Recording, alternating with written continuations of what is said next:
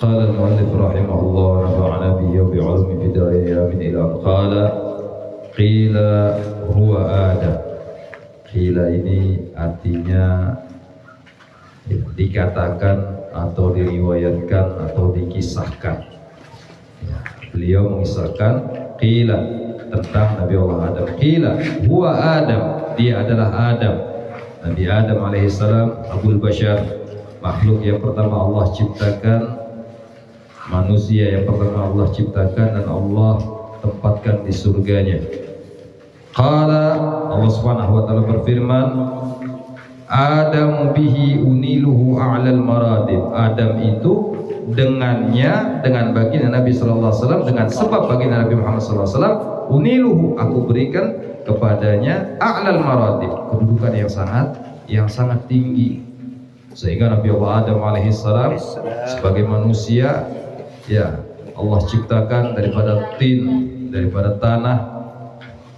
Kemudian Allah jadikan beliau makhluk yang sangat luar biasa di surganya Allah Subhanahu wa taala, sehingga semua makhluk yang ada di surga disuruh sujud kepada Nabi Allah Adam alaihissalam.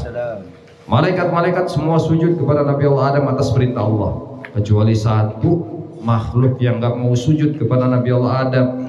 Dia tidak ingin, enggan dengan perintah Allah Subhanahu wa taala. Makhluk ini adalah iblis laknatullah alaih, enggak mau sujud kepada Nabi Allah Adam alaihissalam. Kenapa?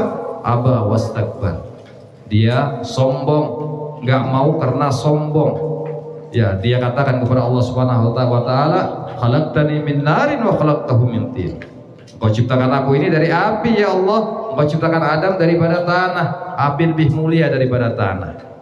Makanya kalau orang yang sombong di dunia masih kalah sombongnya sama iblis.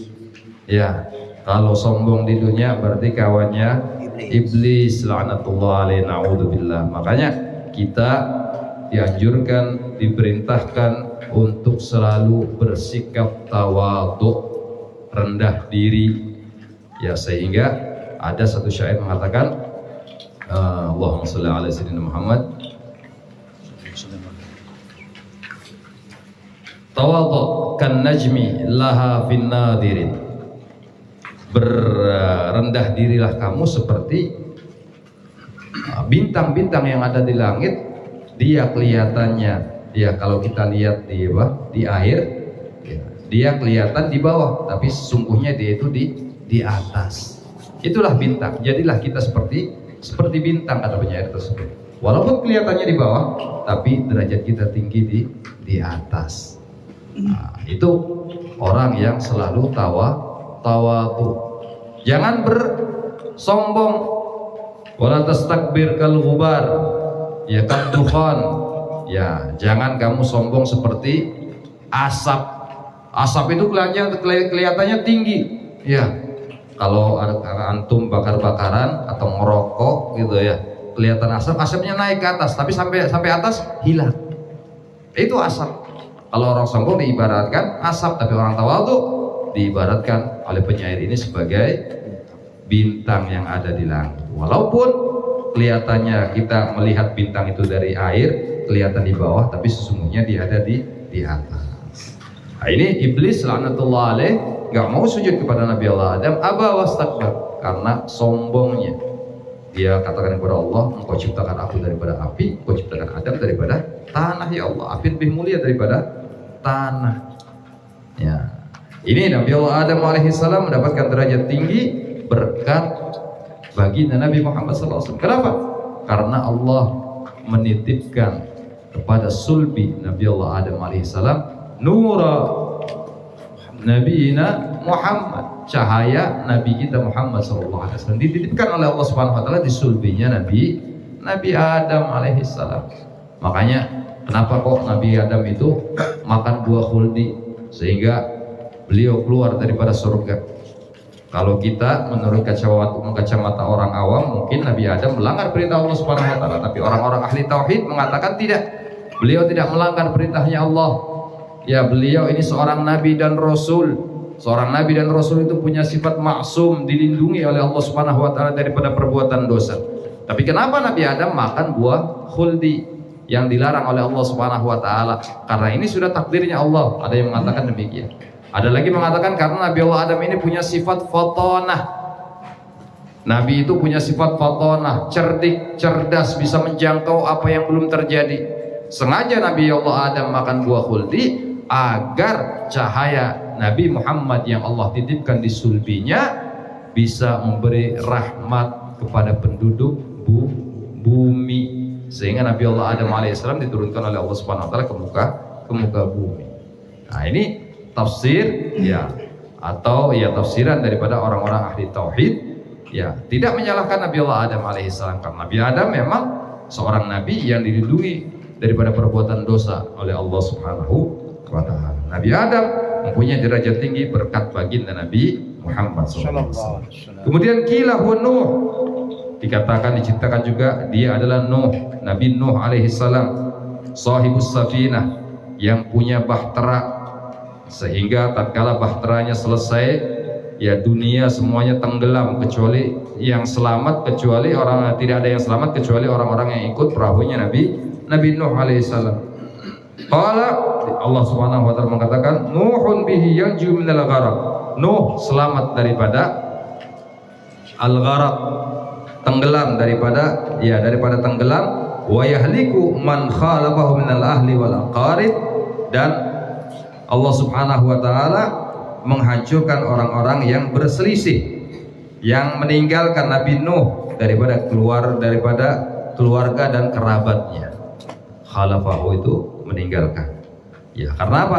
Nabi Nuh alaihissalam yang ikut di perahunya Nabi Nuh alaihissalam cuma anaknya, beberapa anaknya saja, sedangkan yang lain Kan'an tenggelam, istrinya juga tenggelam, ya, mendapatkan azab dari Allah Subhanahu wa taala. Hanya orang-orang yang ada di perahu Nabi Nuh yang selamat. Kemudian qila wa Ibrahim, diciptakan juga dia adalah Ibrahim.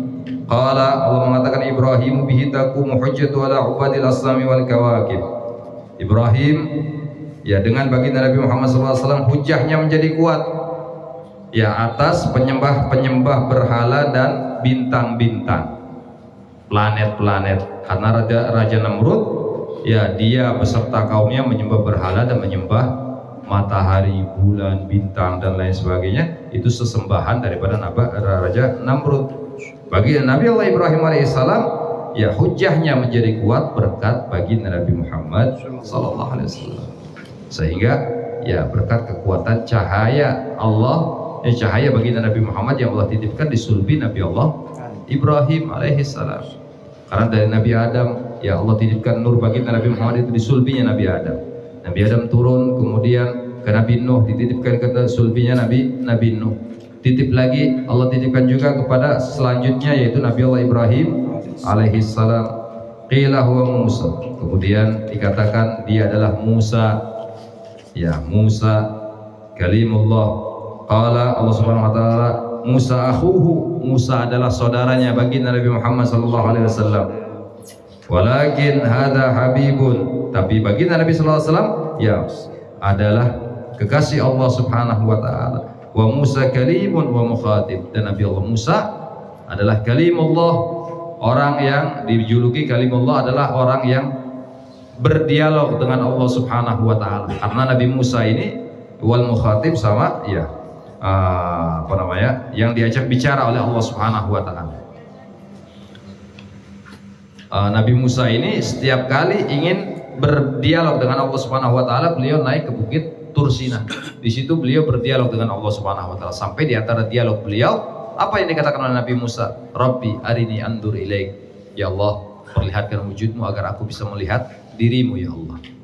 Apa kata Allah Subhanahu wa taala? Qala lan tarani, engkau tidak akan pernah bisa memandang aku wahai Musa. Walakin andur ilal jabal, tapi lihatlah ke bukit, ke gunung itu. Wa in istaqarra makanahu fasawfa tarani, dan apabila gunung itu tetap di tempatnya, tidak hancur, tidak terjadi apa-apa kepada bukit itu, maka engkau akan bisa memandang aku, kata Allah Subhanahu wa taala. Falamma tajalla rabbuhu lil jabal, tatkala Allah Subhanahu wa taala menjelmakan sebagian cahayanya ke gunung tadi, apa yang terjadi? Ja'alahu dakka, maka gunung itu hancur berkeping-keping. Wasara Musa sa'iqa, maka Nabi Musa jatuh pingsan pada waktu itu, nggak kuat dengan hijab yang Allah buka. Kata ulama itu baru satu hijab yang Allah buka, ada 70 hijab lainnya yang tidak Allah buka. Satu hijab saja Nabi Musa tidak kuat melihat cahayanya Allah Subhanahu wa taala. Tapi baginda Nabi Muhammad SAW tatkala Isra Mi'raj, beliau bermuajahah, langsung berjumpa dengan Allah Subhanahu wa taala. Falamma qaba qausaini aw adna, bahkan jarak antara beliau dengan Allah Subhanahu wa taala sejarak busur dan anak panah, bahkan lebih dekat daripada itu, kata Allah Subhanahu wa taala dalam surat An-Najm. Nah, ini kemuliaan bagi Nabi Muhammad sallallahu alaihi wasallam. Kemudian Nabi Musa ini yang diajak bicara, ya Nabi yang selalu diajak dialog oleh Allah Subhanahu wa taala, sampai pernah ada satu kisah, ya Nabi Musa ini ketemu dengan iblis. Laknatullah alaih. Kemudian ditanya iblis ini oleh Nabi Musa, wahai iblis, kenapa kok engkau tidak mau sujud kepada Nabi Allah Adam atas perintah Allah Subhanahu wa taala? Kata iblis, iya, aku lebih mulia daripada Adam. Aku diciptakan oleh Allah Subhanahu wa taala dari api, Adam Allah ciptakan daripada tanah. Api lebih mulia tentu daripada tanah, wahai Musa. Kata Nabi Musa, iya, dengan begitu kamu gak mau sujud ke Nabi Adam, kamu diusir oleh Allah Subhanahu wa taala dari surga. Pengen gak iblis? Kata Nabi Musa, aku mintakan maaf kepada Allah Subhanahu wa taala sehingga Allah memaafkan dan mengampuni kamu. Kata iblis mikir-mikir, ya iblis saja masih pengen dimaafkan oleh Allah, pengen diampuni oleh Allah Subhanahu wa taala. Kalau ada manusia yang gak mau maafnya Allah, nggak mau diampuni oleh Allah Subhanahu wa taala, lebih bejat daripada iblis. Laknatullah alaihi, naudzubillah. Kata iblis, baik Musa, ya tolong sampaikan kepada Allah Subhanahu wa taala. Tatkala Nabi Musa berdialog dengan Allah Subhanahu wa taala, disampaikan apa yang jadi permintaan iblis. Kata Allah Subhanahu wa taala, baik, aku terima. Ya, taubatnya iblis, aku terima. Minta maafnya iblis kepada aku, tapi dengan satu syarat, kata Allah Subhanahu wa taala. Apa? Ya Allah, kata Nabi Musa, syaratnya cari kuburannya Nabi Adam, sujud, walaupun dia nggak sujud di surga, sujud di hadapan kuburannya Nabi Adam alaihissalam. Baik ya Allah, itu syarat yang mudah, kata Nabi Musa. Akhirnya turun Nabi Musa, kemudian disampaikan kepada iblis. Ketemu iblis, sampaikan, iblis, Allah pengen mengampuni kamu. Boleh, kata Allah Subhanahu wa taala, engkau akan diampuni oleh Allah Subhanahu wa taala, tapi dengan satu syarat. Apa Musa syaratnya? Gampang, gak susah syaratnya. Apa? Kamu cari kuburan Nabi Adam, sujud di hadapan kuburan Nabi Adam, ya mengkodok apa yang diperintahkan oleh Allah Subhanahu wa taala tatkala kamu berada di surga. Oh, kalau itu syaratnya Nabi Musa, biar aku dilaknat sampai yaumul kiamah, kata iblis. Na'udzubillah, karena nggak mau sujud kepada Nabi Musa, kata sombongnya kepada Nabi nggak mau sujud kepada Nabi Allah Adam alaihissalam. Langsung dia katakan demikian, nggak mau sujud di hadapan Nabi Adam. Dia rela dilaknat oleh Allah Subhanahu wa taala sampai akhir zaman. Na'udzubillah. Maka dari itu hadirin yang dimuliakan oleh Allah Subhanahu wa taala, walaupun kita manusia, banyak dosa, banyak maksiat, tapi kalau kita kembali kepada Allah Subhanahu wa taala, kita mohon ampun kepada Allah Subhanahu wa taala, kita bertobat kepada Allah Subhanahu wa taala. Ingat, wa rahmatuka awsa'u min dunubina wa maghfiratuka awsa'u min dunubina. Rahmat dan ampunanmu ya Allah lebih luas daripada dosa-dosa kami. Allah pasti akan menerima taubatnya seorang hamba yang kembali kepada Allah Subhanahu wa taala, kecuali hamba itu seperti disabdakan oleh baginda Nabi sallallahu alaihi wasallam, innallaha la yaqbalu taubatal abdi ma lam yughargir. Allah akan selalu menerima taubatnya seorang hamba selama nyawanya belum ada di kerongkongan.